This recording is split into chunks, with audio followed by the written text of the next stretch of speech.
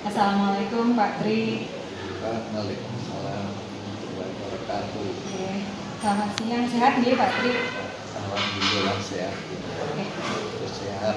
Oke, harus selalu sehat dan semangat nih Pak. Oke. Terima kasih atas kesempatan yang diberikan oleh Pak Tri di sela-sela kesibukan Pak Tri. Saya diberi kesempatan untuk belajar dari Pak Tri. Oke, terima kasih saya ucapkan kepada Pak Tri. Kemudian yang berikutnya, saya juga mengucapkan terima kasih atas dukungan, dorongan, motivasi dari Pak Tri. Alhamdulillah saya sedang mengikuti pelatihan guru penggerak dan sekarang sudah sampai di modul terakhir Pak. Oke, berkat doa dari Pak Tri, ini sudah sampai modul 3.1 tentang pengambilan keputusan berdasarkan nilai-nilai kebajikan sebagai seorang pemimpin. Kemudian apa yang perlu saya bantu, Bu?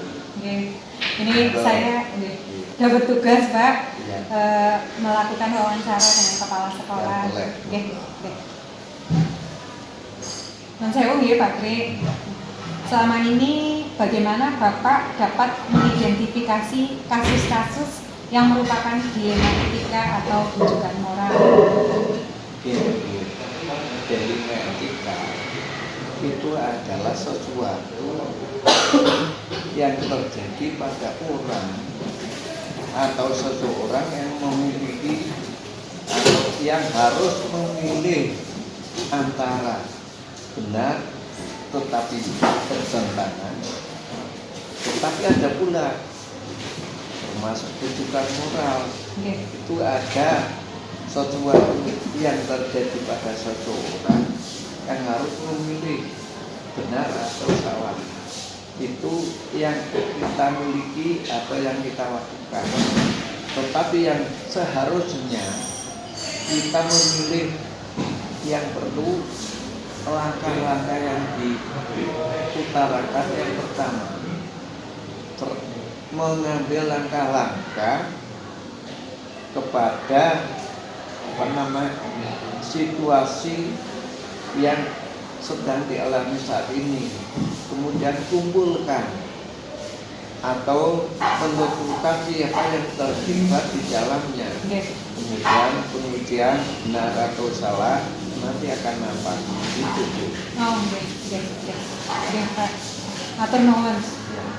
Kemudian bagaimana Bapak menjalankan pengambilan keputusan di SMA 1 bawah, terutama untuk kasus-kasus di mana ada dua kepentingan yang sama-sama benar atau sama-sama mengandung nilai kebajikan? Ini itu pernah terjadi. Yang pertama adalah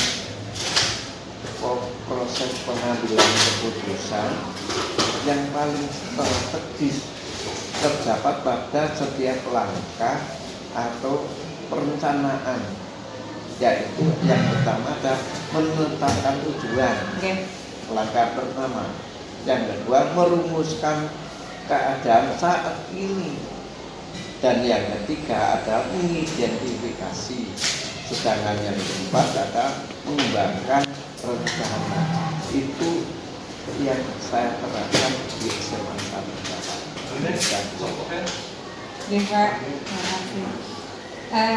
Kemudian langkah-langkah atau prosedur seperti apa yang biasanya Bapak lakukan selama ini?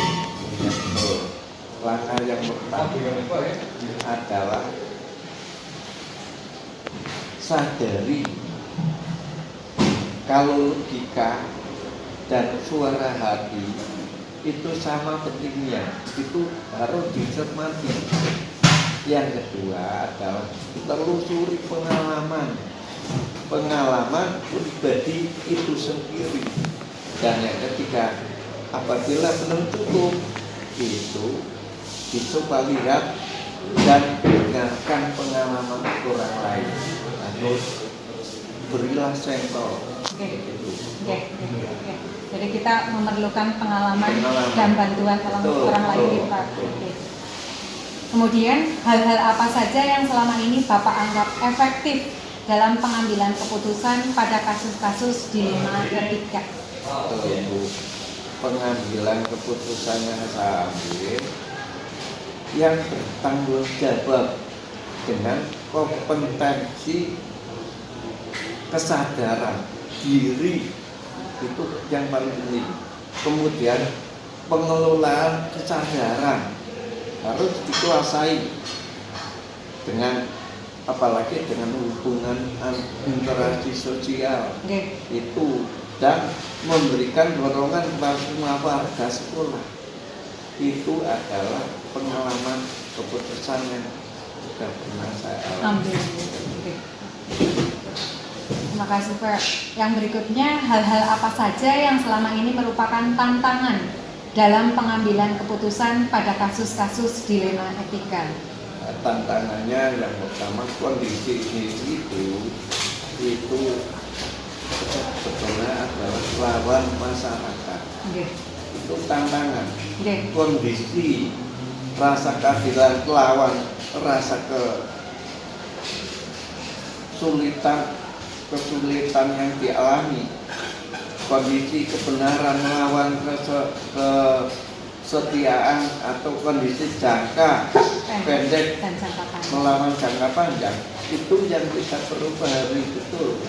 Maka kalau itu sudah dikuasai, insya Allah semua permasalahan akan dapat teratasi dengan baik. Pak Aternawan.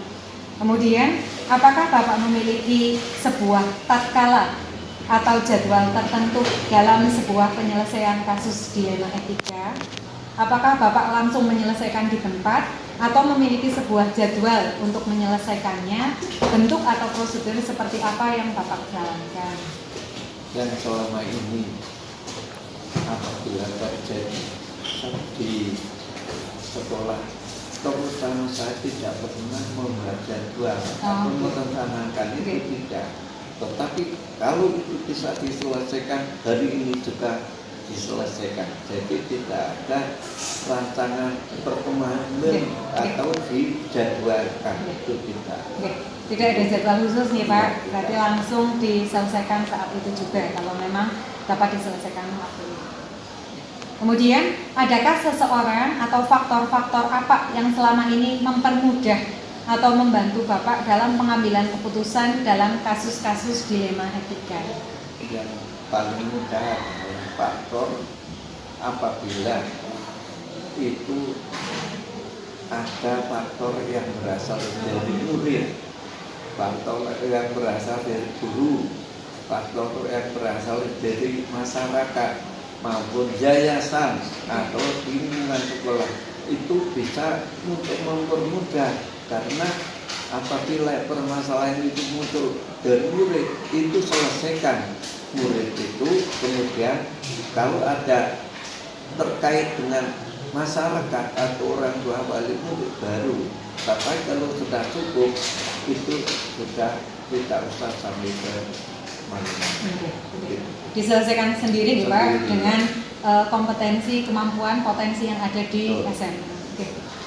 Kemudian dari semua hal yang telah disampaikan, pembelajaran apa yang dapat Bapak petik dari pengalaman Bapak mengambil keputusan dilema etika? Yang dapat saya petik menurut pengalaman yang saya lakukan ini adalah berdiferensi atau berintegrasi dengan pengalaman-pengalaman atau pembelajaran sosio emosional yang kadang itu akan menjumpai antara murid dapat berkembang sesuai dengan kodrat alamnya, sesuai dengan langkah Tuturi Handayani. Itu yang saya peroleh pengalaman selama ini. Terima kasih Pak. Saya yakin akan banyak manfaat dari kegiatan ini. Saya akan belajar, mudah-mudahan. Mohon doa nih Pak. Ya, sama-sama Bu. Saya selalu mendukung. Tetap semangat, terus langsung untuk diperjuangkan. Terima kasih Bapak. Mohon maaf atas kekurangan dan salam-salam. Assalamualaikum. Waalaikumsalam warahmatullahi wabarakatuh. Assalamualaikum Pak Darto. Waalaikumsalam warahmatullahi wabarakatuh. Sehat nih Pak? Ya, alhamdulillah sehat. Mohon maaf mengganggu kesibukan Pak Darto. Saya ingin belajar menggali informasi informasi dan pengalaman terkait kebijakan pengambilan keputusan yang dilakukan oleh Pak Darto sebagai Kepala SMA 1 Banjar, Pak. Terima kasih atas kesempatannya yang diberikan kepada saya. Punten Pak, selama ini bagaimana Bapak mengidentifikasi kasus-kasus yang merupakan dilema etika atau tujuan moral?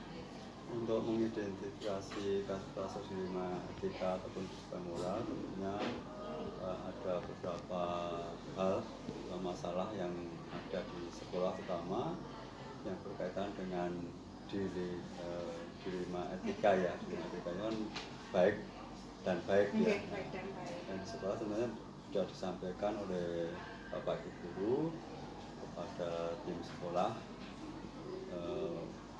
permasalahan terkait dengan dilema etika, sehingga identifikasinya mungkin dari Bapak Ibu Guru, kemudian kita tindak lanjuti untuk penyelesaiannya.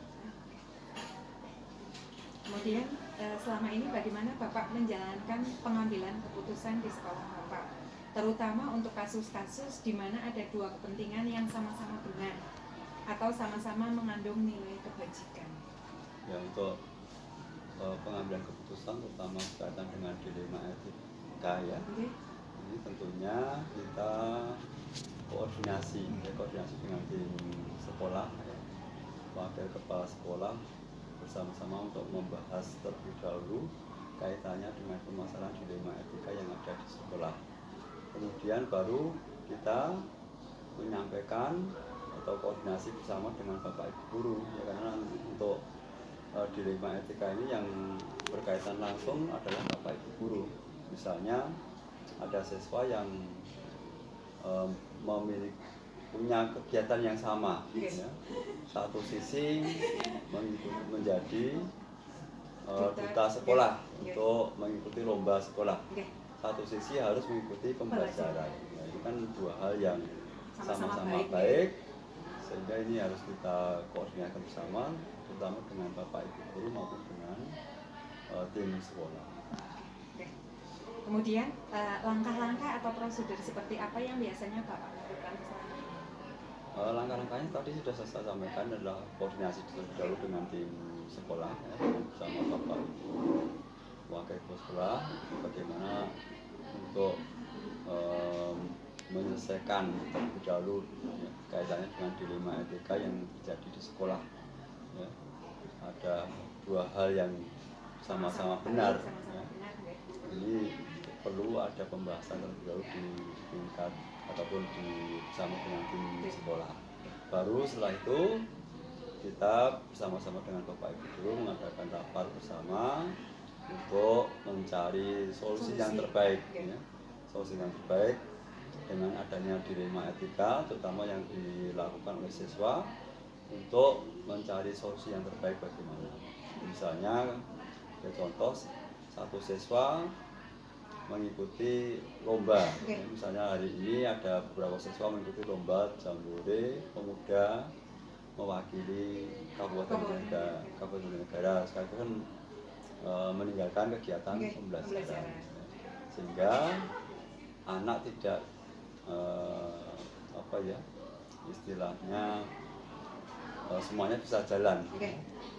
Ikut lomba jalan, pembelajaran tetap jalan, dan Bapak Ibu Guru ini karena yang berlangsung ya, berkaitan langsung, ini bisa memberikan materi tugas ataupun pembelajaran yang lain ya, karena meninggalkan pembelajaran untuk kepentingan kabupaten ataupun di tugas sekolah. Kemudian hal-hal apa saja yang selama ini Bapak anggap efektif dalam pengambilan keputusan pada kasus-kasus dilema etika? Untuk hal yang efektif dengan dilema etika ini adalah tadi untuk support ya, dukungan dari Bapak Ibu Guru, terutama untuk mencari solusi yang terbaik, terutama kaitannya dengan dilema etika. Kita komunikasi dengan Bapak Ibu Guru. Kemudian hal-hal apa yang selama ini merupakan tantangan Pak dalam keputusan pada kasus-kasus dilema etika? Untuk tantangannya yang pada dasarnya adalah guru kan semua guru kan mesti ada satu dua yang berbeda. Oke. Tantangannya kita bisa mengajak ataupun berkomunikasi dengan teman-teman yang mungkin punya pendapat yang berbeda terkait dengan dilema etika. Oke. Kemudian, apakah Bapak memiliki sebuah jadwal tertentu dalam penyelesaian kasus dilema etika atau langsung menyelesaikan di tempat atau memiliki jadwal untuk menyelesaikannya, kemudian bentuk atau prosedurnya seperti apa? Bisa dijelaskan. Mungkin begitu ada masalah, kita koordinasi dengan tim sekolah, kemudian koordinasi dengan guru terutama. Ini untuk yang kita lakukan. Jadi setiap hal ada yang kaitan dengan dilema etika langsung kita tindak lanjut. Berarti tidak ada jadwal khusus nih Pak. Kemudian adakah seseorang atau faktor-faktor apa yang selama ini mempermudah atau membantu Bapak dalam mengambil keputusan dalam kasus-kasus dilema? Ya, untuk faktor-faktor yang mempermudah pertama dukungan dari teman-teman tim sekolah maupun dari Bapak Ibu guru, ya karena ini adalah hal yang baik untuk semuanya, tentu dukungan dari semua pihak, ya, terutama Bapak Ibu guru, dari siswa, terutama kan siswa yang menjadi duta ini kan punya dua kegiatan yang berbeda, ini harus bisa meluangkan waktu, membagi waktunya untuk dua kegiatan yang berbeda. Biar hasilnya optimal dua-duanya nih Pak. Kemudian dari semua yang telah Bapak sampaikan, pembelajaran apa yang dapat Bapak petik dari pengalaman Bapak dalam mengambil keputusan terkait dilema etika? Hal yang penting dalam pembelajaran dilema etika ini tentunya pentingnya koordinasi dengan tim sekolah ataupun komunikasi dengan Bapak Ibu guru terkait dengan dilema etika, dan kita meminta istilahnya solusi terbaik dari Bapak Ibu guru, dan nanti kita sebagai bahan untuk penyelesaian masalah terkait dengan dilema etika. Terima kasih Pak. Insya Allah banyak pelajaran, banyak pengalaman yang saya dapatkan hari ini. Saya doakan semoga SMA Banjar tetap sukses, kemudian Bapak juga sehat dan sukses selalu. Amin.